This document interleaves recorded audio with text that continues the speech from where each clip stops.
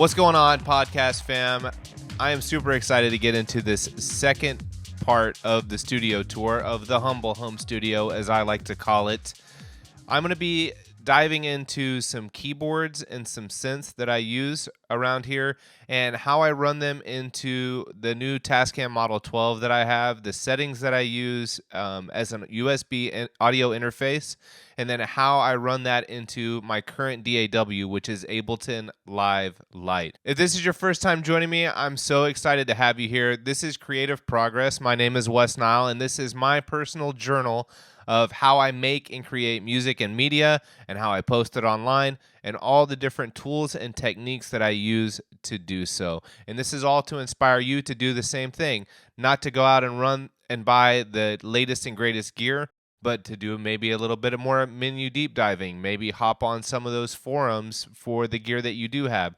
Get the absolute most out of the gear that you have right now and just make your art and do it for yourself, just to be creative and have that outlet, because at the end, that's what's most important. That's enough of my personal thoughts about why you should make your own personal music and artwork and share it with the world. Now I'm going to show you a little bit behind the curtain of my creative process, or should I say creative progress. All right, guys, so let's get into it here. So this is basically Ableton, and I'm just going to go ahead and record this as I record this so you guys can see everything. It's kind of meta, but hey, man, let's get intimate today. I like that. I like the sound of that.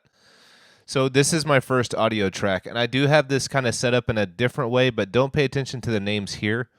Pay more attention to the names here as we start setting this up. So the first thing I'd want to do is go ahead and label all these tracks. All right, so this is going to be my Nova, actually. So I'm going to change this, rename this to Nova.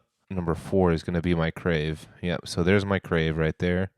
I'll go ahead and rename that Crave. And then this is going to be my Yamaha. So let's rename this JMA. And the cool thing about this stuff is you can actually change the colors of these.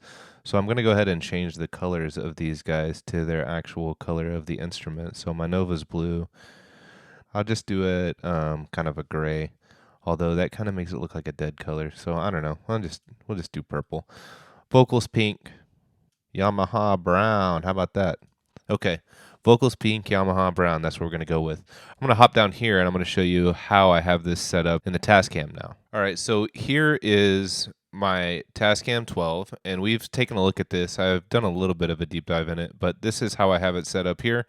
So this is all more just form, not necessarily function, because whenever you're using this as an audio interface, it doesn't matter if you mute these channels, you're still going to get audio going in.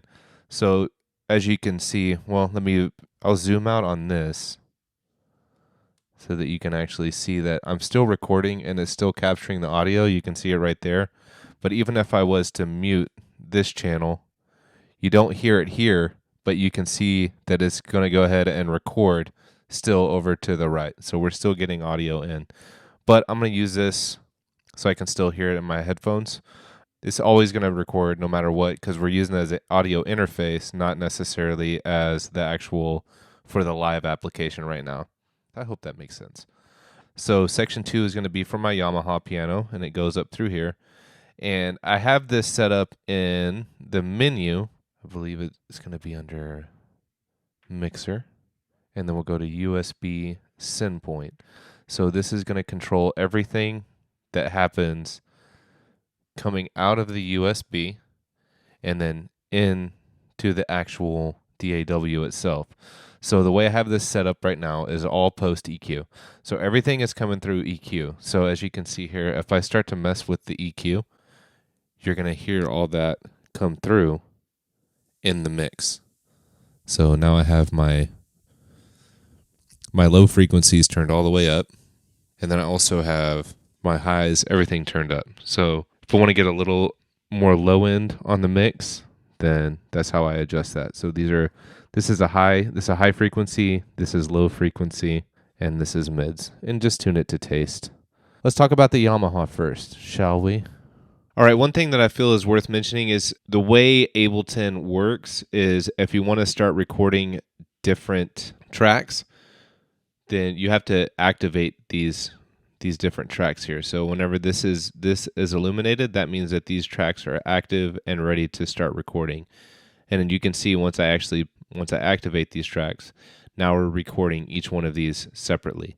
So that's the beauty of the Tascam Model 12. That's one of the reasons why I wanted to get it, because I can record everything separately and then EQ, mix to taste the way I want to do it. So you can see the little camera set up behind me now. Let's go take a look at the Yamaha. Okay, fam, here we are sitting at my Yamaha P-43. I never really thought about it, but I guess I'm very pawn shop centric, because I purchased this piano, this lovely beast, at a pawn shop for half the price. I think these guys go on the market brand new for around $400, so I think I got this for around $200, maybe $250.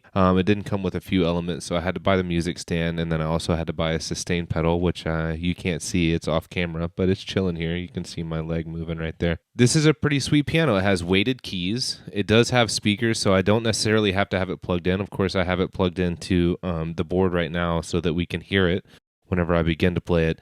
And then what's cool about this is there's several different types of piano styles. So they have just the grand piano, which is right here, and that sounds really good. And you can do this on it.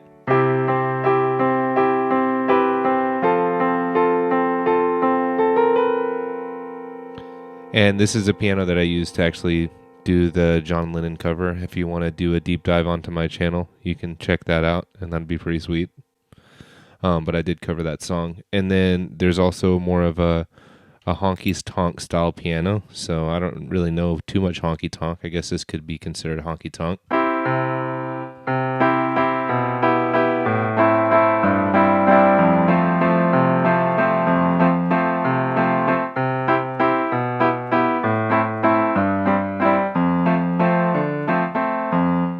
It's an old Cake song. Maybe I'll play that on my channel sometime. I had a match, she had a lighter, I had a flame, she had a fire. And then they also have a few different ones that I've used on. I actually used this setting on the Foo Fighters cover that I did. You can find that on my SoundCloud if you were so inclined.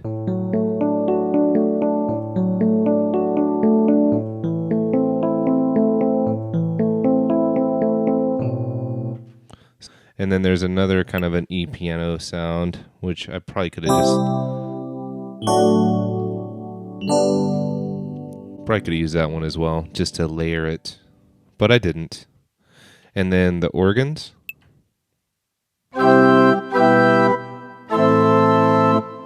Pretty cool sounds. Another one that I found, well, I guess there's a lot more voices than I really gave this thing credit for. I used this also in the Lennon cover too, because he does have some strings that come in at some point.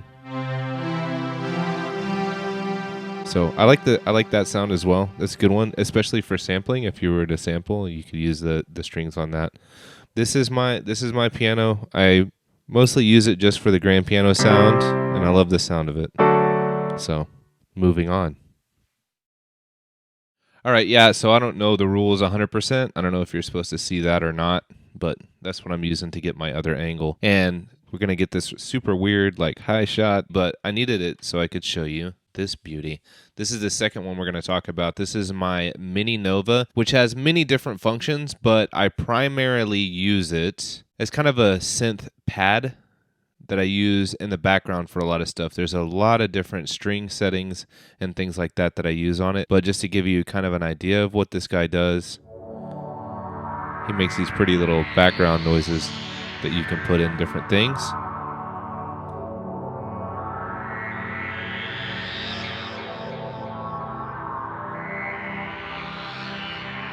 I'm not using this 100% to its full potential, but just for demonstration purposes, I wanted to show you that it does that. There's a lot of cool ARPs. Let's see what we can do.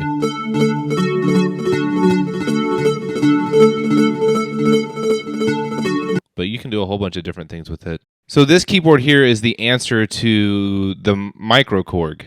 This is the Novation version of it, and the reason I actually ended up buying this instead of the Micro Korg is because I bought a MIDI controller a while back that was a Novation launch key, which we'll get into that a little bit later, but I ended up loving them as a MIDI controller so much that I just kind of got obsessed with Novation gear, and instead of buying the Micro Korg, I went ahead and bought this. So you can use this as a vocoder, and I was actually watching a review on this. I think it might have been Bad Gear or something, but they typically don't use a cheaper synthesizer like this in professional music. But then I also found this voice on it, and I was wondering if a cheap synthesizer sounds like this.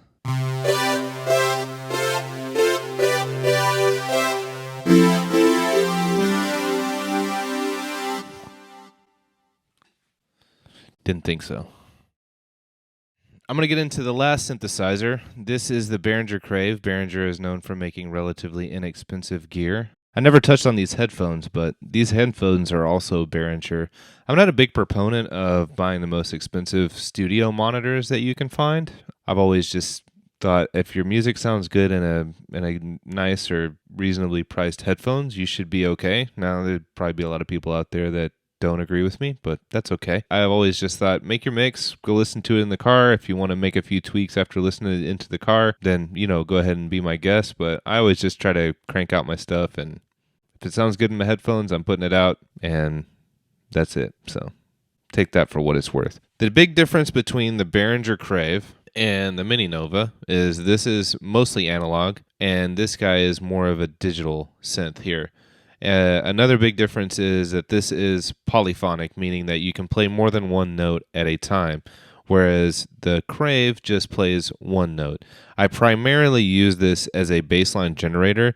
Another crazy thing about analog synths is that they do take a little time to warm up, so you have your frequency knob here, and this is where you'd have to dial in.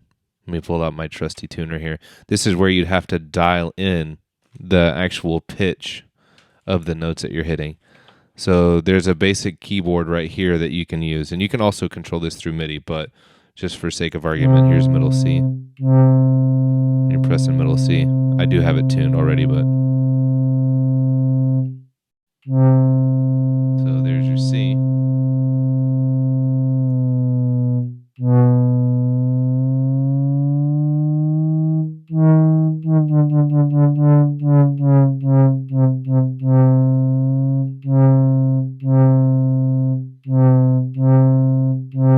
And so that's how you tune it. But after it warms up, it does a really good job of staying in tune. I primarily use this just for bass lines, just to give you an example.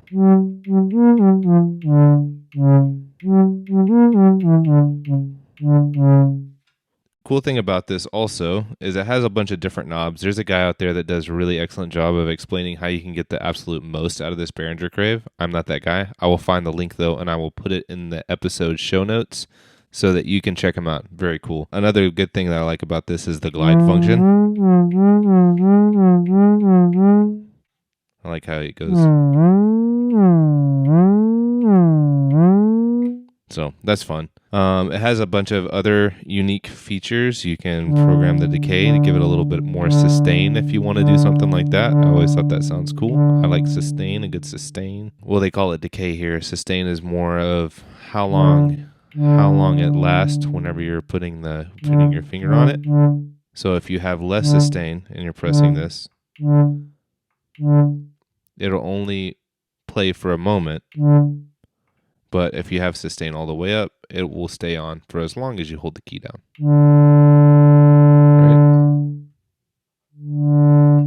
Right? Resonance is another cool one.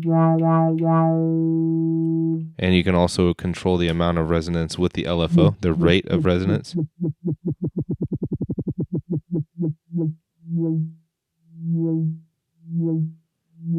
Whoa. But that's what I mainly use these synths for. Hey, thanks for hanging out with me today and taking a short tour around a portion of my humble home studio. I hope that this inspires you to create your own type of art or music or media and post it online using your bag of tricks. Next time we get together, I'm going to be showing you all of my MIDI controllers and how I use them in the studio. If you like this kind of content, please like and subscribe.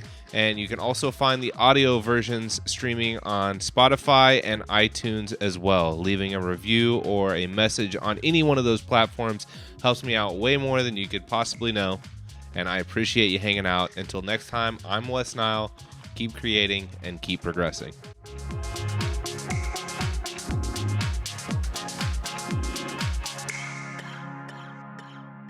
Ooh.